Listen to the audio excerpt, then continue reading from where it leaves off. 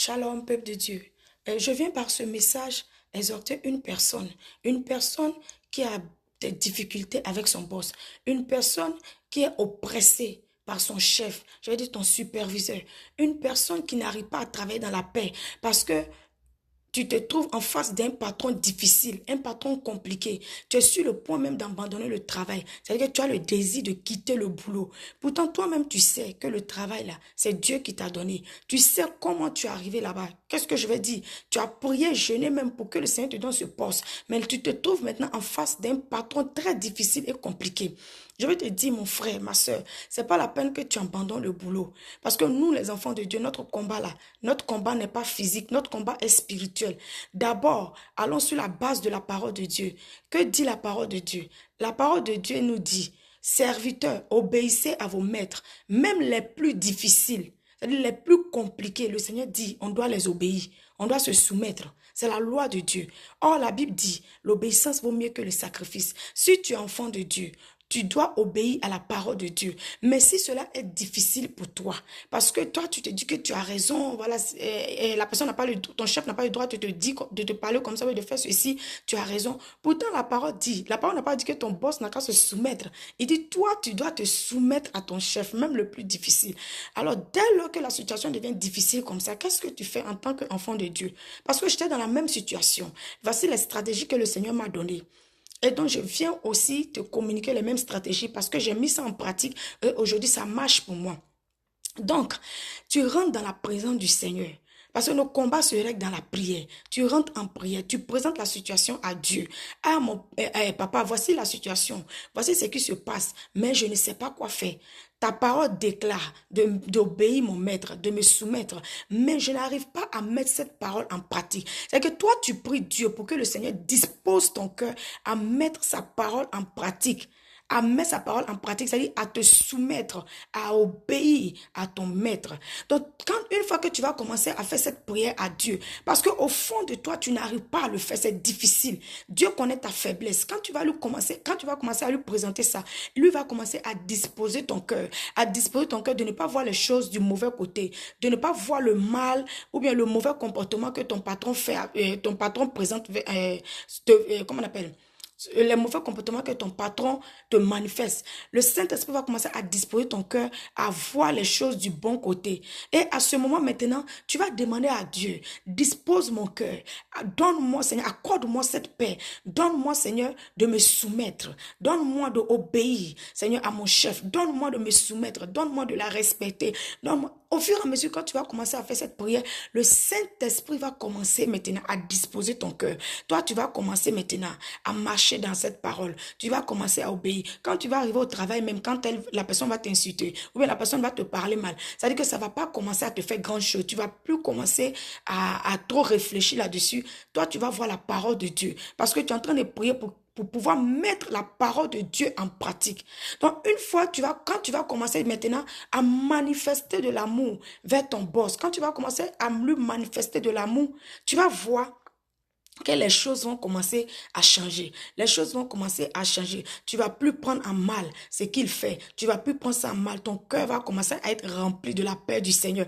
Et à ce moment, maintenant, voici la prière encore que tu vas adresser à Dieu. Seigneur, cette prière est très importante pour les enfants de Dieu. Parce que la Bible dit que Dieu tient le cœur de toute personne entre ses mains. Donc, tu vas commencer à dire à Dieu, Seigneur, mon patron, tu dis le nom de ton patron, Seigneur, dispose le cœur de mon boss à me favoriser. Fais-moi trouver grâce aux yeux de mon boss. Fais-moi trouver grâce. C'est-à-dire, la Bible déclare que la vie et la mort sont au pouvoir de la langue. Quiconque en aime en mangera les fruits. Donc, chaque fois, toi, tu proclames. Quand tu te réveilles, tu finis la prière du matin avant d'aller au travail. Tu proclames, Seigneur, fais-moi trouver grâce aux yeux de mon boss. Tu dis de me soumettre, je veux me soumettre. Alors, Seigneur, dispose aussi son cœur à me favoriser. Tu proclames la parole, ce que tu veux. Dispose son cœur.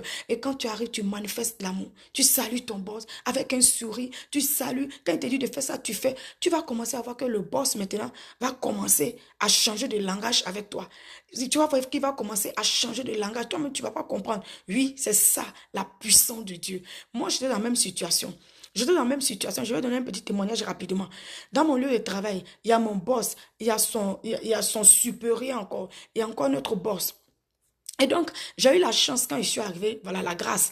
dans le monde, on dit la chance, la grâce. Quand je suis arrivée, en tout cas, mon superviseur est gentil. C'est une femme. Elle est très gentille avec moi, très gentille. Parce que j'ai compris ça depuis très longtemps. Chaque fois, je prie, Seigneur, dispose le cœur de mon boss, mes chefs de ligne, vraiment me favoriser. C'est comme ça que je prie. Elle est très gentille avec moi. Mais son supérieur, le plus grand là, il avait commencé à faire un genre avec moi. Et quand voilà, il avait commencé à me compliquer la vie d'une manière. Et je sentais que la colère montait à moi. Quand je le voyais de loin, je ressentais la colère qui montait à moi. Rapidement, j'ai dit non Seigneur, c'est pas normal que je sois en colère. Parce que je sais ce que la colère fait dans la vie d'un enfant de Dieu. Alors je suis rentrée dans la présence du Seigneur. Voilà, c'est un témoignage que je donne pour t'aider, toi qui es dans cette situation. Je suis rentrée dans la présence du Seigneur. J'ai commencé à prier, j'ai présenté la situation à Dieu. J'ai dit le nom du monsieur. Il dit, Seigneur, ta parole dit d'obéir. Alors, je veux obéir à ta parole. Je veux me soumettre, Seigneur. Parce qu'il est mon chef. Il est mon boss. Ta parole dit de me soumettre. Mais, Seigneur, je n'arrive pas. Seigneur, pardon. Prends le contrôle de mon cœur. Dispose mon cœur, Seigneur, à faire quoi? À obéir, Seigneur, à mon boss. C'est parce que c'est mon chef. C'est lui qui a été établi sur moi. Et j'ai commencé à prier comme ça. Je vous dis, quand j'ai commencé à prier, le Seigneur a commencé à apaiser mon cœur. J'ai ressenti une paix dans mon cœur.